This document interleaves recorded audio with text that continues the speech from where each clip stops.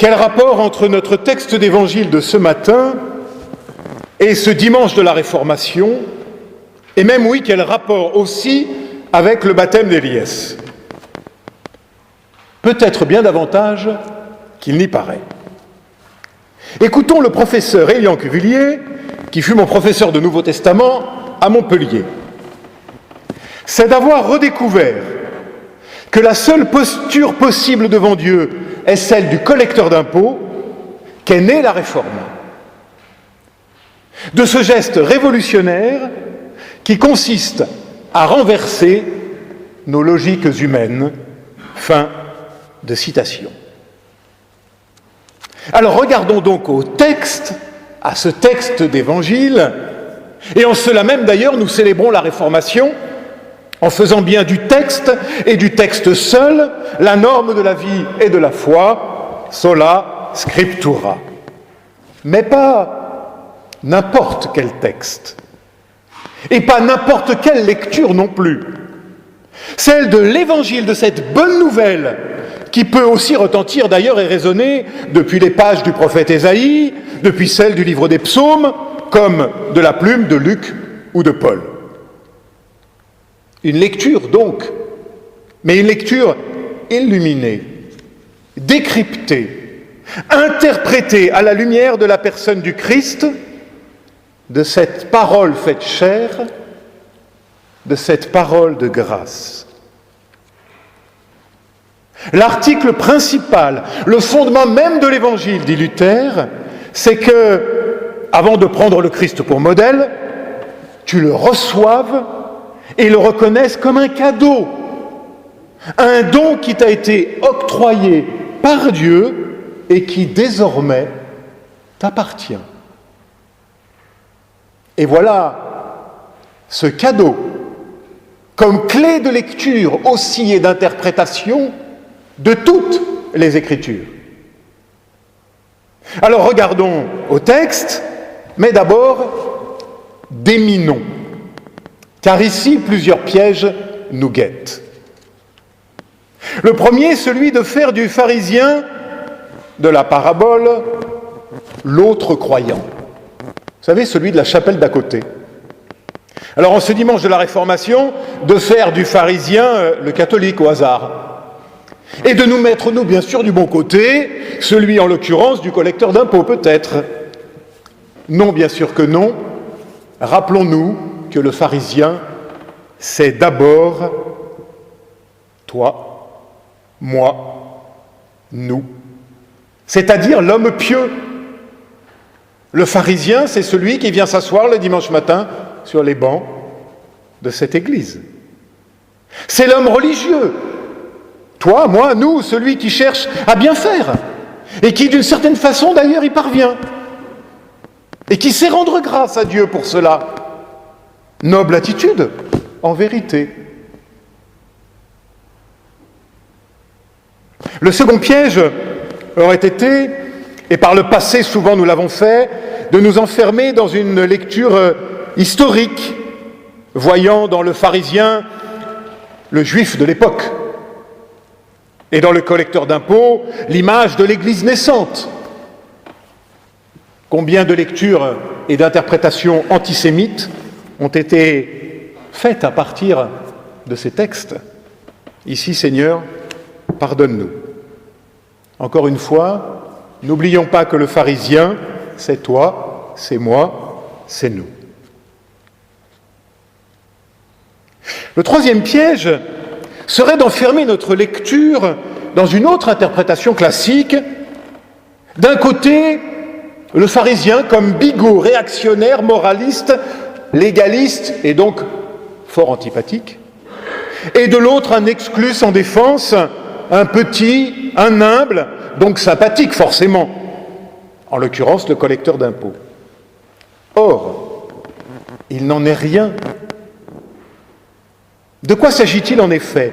Le pharisien représente à l'époque une sorte d'élite lettrée, plutôt progressiste, assez libérale même parfois, et qui défend un judaïsme non basé sur les sacrifices au temple de Jérusalem, mais sur une observance sincère de la loi, de la Torah, et qui s'incarne par la lecture et l'étude consciencieuse et inlassable de la Torah.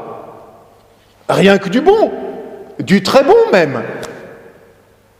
Alors que le collecteur d'impôts, lui, est plutôt un fripon, pour ne pas dire un voyou, collaborateur de fait avec l'occupant romain, figure, somme toute, elle, assez peu honorable. Et tous deux sont, nous précise le texte, d'authentiques croyants. Ils montent tous les deux au temple pour prier.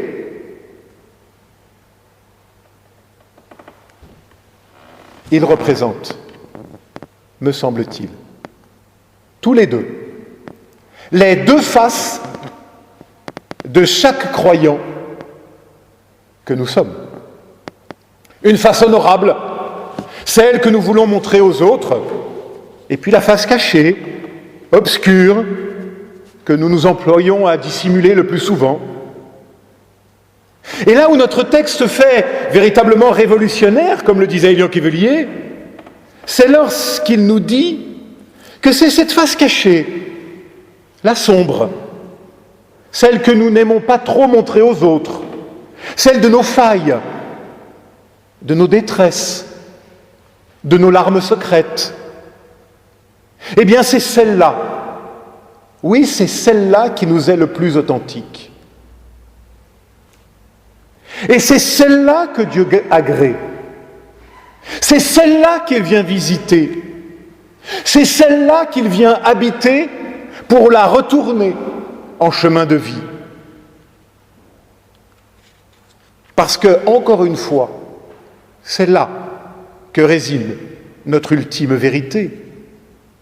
Pas l'image, pas dans l'image que j'aime montrer aux autres, fût-elle celle du bon pasteur. Écoutons ces mots de Dietrich Bonhoeffer, théologien allemand que j'affectionne particulièrement. J'ai compris plus tard, écrit-il, et je continue d'apprendre, que c'est en vivant pleinement la vie terrestre qu'on parvient à croire. Quand on a renoncé complètement à vouloir devenir quelqu'un, un saint, ou un pécheur converti, ou un homme d'église, ce qu'on appelle une figure pastorale, un juste, un injuste, un malade, un bien portant, afin de vivre dans la multitude des tâches, des questions, des succès et des insuccès, des expériences et des perplexités. Et c'est cela que j'appelle vivre dans le monde. Alors on se met pleinement entre les mains de Dieu, et c'est ainsi que l'on devient véritablement un homme. C'est ainsi que l'on devient véritablement un chrétien. Fin de citation. Oui, c'est ainsi. Pourquoi, me direz-vous ? Eh bien parce que, encore une fois, là réside notre ultime vérité. Parce que là est la profondeur de ma vie, pas du côté de l'apparence sociale. Parce que l'apparence sociale et l'homme social recèlent un piège important, premier. L'homme social, c'est très vite l'homme replié sur lui-même, paradoxalement. C'est l'homme auto-centré, celui qui n'est plus à la rencontre, mais celui qui vit dans la défiance et le jugement. Revenons encore une fois à notre texte et à notre pharisien.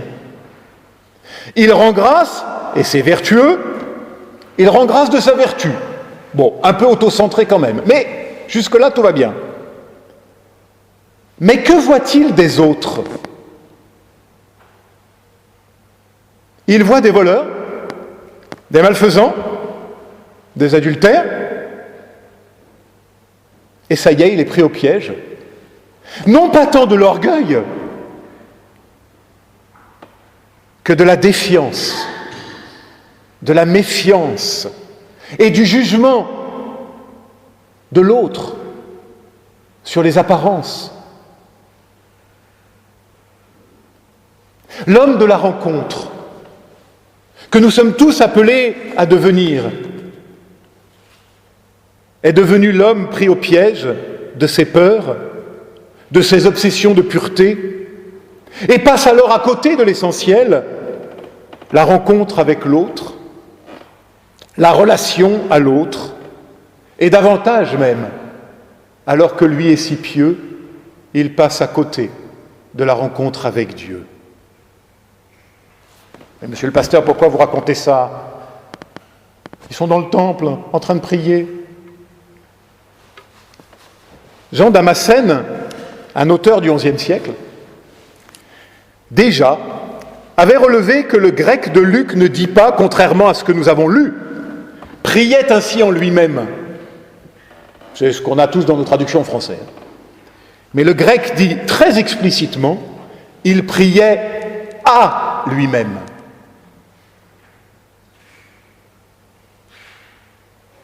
Comme pour souligner le piège terrible dans lequel l'homme est tombé, il ne prie plus à Dieu, il prie à lui-même.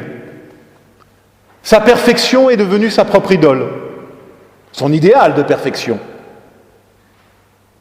Définitivement piégé, définitivement fermé, définitivement renfermé sur lui-même, et n'est-ce pas l'image même du péché, c'est-à-dire de l'homme recroquevillé sur lui-même, incurvatus in se, disait Luther, tellement qu'il n'en sait même plus prier. La vérité de l'autre, du collecteur d'impôts, son seul mérite, c'est qu'il n'en a aucun. Sinon cet éclair de lucidité, ce cri devant ses failles, ce cri issu de ses blessures et de ses souffrances, prends pitié de moi, pécheur. Et là, dans cette faille enfin acceptée, alors la parole de grâce peut retentir et venir tout transfigurer. Au point ici question, me semble-t-il, de confession des péchés. Point ici question de repentir moral même. Non, je ne crois pas. Juste le cri du cœur à nu. Juste le cri de ma vérité devant mon maître. Et devant ce manque, dans cette faille de l'homme, enfin acceptée et reconnue, alors une parole de grâce peut retentir. Qui dit, tu as le droit de vivre, paisible, sous mon regard, dit Dieu. Repars justifié de tes doutes, de tes échecs, de tes peurs et de tes remords. Justifié, c'est-à-dire, en français courant, acquitté, délivré, libéré, pour vivre l'ici et maintenant d'une vie délivrée justement du regard des autres, pour la placer sous le seul regard du Dieu de Jésus-Christ. Celui qui proclame « Viens, je t'ai appelé par ton nom, tu es à moi », même si les montagnes s'en allaient et les collines se mettaient à marcher, mon amour pour toi, dit Dieu, ne passera pas. Il ne s'agit plus de savoir bien faire ou mal faire. Il ne s'agit même pas de bien-être ou de mal-être. Non, c'est ailleurs que cela se joue. Il s'agit de se laisser être, de se laisser exister par cette parole de grâce qui nous justifie, nous libère et nous relève. Malgré nous, fût-ce contre nous parfois, mais toujours pour nous. Oui, pour toi aussi, Eliès, ce matin. Amen.